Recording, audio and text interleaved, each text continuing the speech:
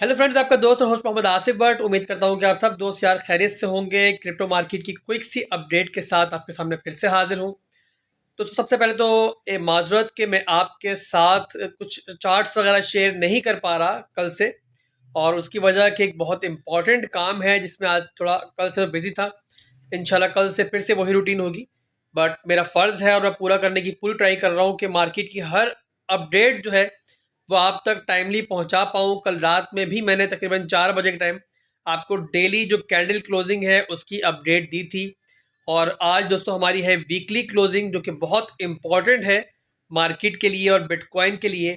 और हमें ये देखना है दोस्तों कि जो अगर वीकली क्लोजिंग 42,500 से ऊपर होती है, तो जैसे आपने देखा दोस्तों कि जैसे ही बिटकॉइन ने 42,700 तक जो है सफ़र किया, तो आपको काफ़ी ओल्ड कॉइन्स के अंदर बड़ी ज़बरदस्त रैली देखने को मिली। तो आप उम्मीद कर सकते हैं कि बिटकॉइन की जो हमारी डोमिनेंस है वो भी इसी रेंज में रहे। और बिटकॉइन अगर 42,500 को ब्रेक करके, जो कि एक माइनर रेजिस्टेंस है बट बिटकॉइन के लिए, क्योंकि वॉल्यूम बिटकॉइन में नहीं है, तो इस वजह से काफ़ी मुश्किल हो रही थी बिटकॉइन को तोड़ने में। और अभी भी कंफर्म नहीं है कि टूटी है, क्योंकि अभी बिटकॉइन जो है 42,400 की रेंज चल रहा है।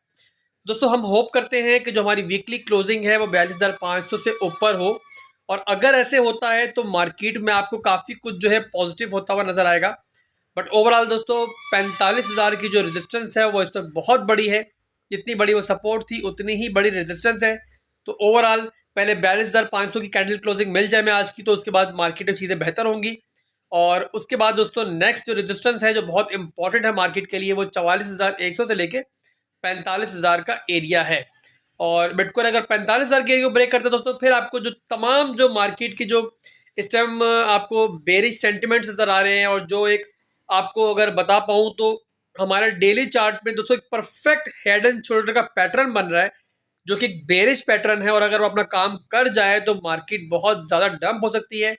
बट बिटकॉइन के मामले में दोस्तों अक्सर औकात चीज़ें डिफरेंट होती हैं, उलट होती हैं। तो आज भी हम यही होप कर रहे हैं कि वो अगर 45,000 का एरिया आपका ऊपर टूटता है और ब्रेक होता है, तो फिर हम होप कर सकते हैं कि जो ये एक बेरिश हेड एंड शोल्डर बन रहा है ये इनवैलिड हो सकता है। और दोस्तों इसके लिए आपको वेट करना पड़ेगा। आज वीकली कैंडल का पहले उसकी क्लोजिंग होनी चाहिए 42,500 से ऊपर। मजीद अपडेट्स के लिए मैं कल फिर आपको अपडेट करूंगा प्रॉपर टेक्निकल एनालिसिस के साथ। कल आपके सामने हाजिर होऊंगा।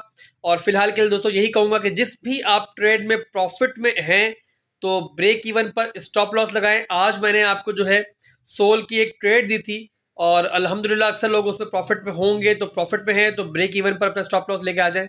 और अगर आप स्टॉप लॉस पे मार्केट से बाहर आते हैं तो कोई मसला नहीं है, आपको नुकसान कोई नहीं होगा। और ऐसी मार्केट में दोस्तों अगर नुकसान भी बचा लें आप, तो बहुत बड़ी बात है। और अगर बिटकॉइन ब्रेकआउट लेता है तो ऑब्वियसली फिर हमारा TP2 और TP3 भी जो है वो भी हिट हो जाएगा। इसके अलावा दोस्तों ये थी आज की एक मार्केट की अपडेट। ऑल्ट कॉइन्स वगैरह में अच्छी रैली है। जैसे मैंने आपको बताया कि जहां प्रॉफिट मिले बुक करें, लंबे प्रॉफिट का लालच फिलहाल मत करें। और अगर आपकी कोई ट्रेड्स लॉन्ग टर्म की हैं और आप उसमें ड्रॉ डाउन में हैं, यानी कि माइनस में हैं, तो टेंशन दोस्तों मत लें। लॉन्ग टर्म की ट्रेड्स के बारे में फिक्रमंद मत हो। बिटकॉइन कहीं नहीं जा रहा।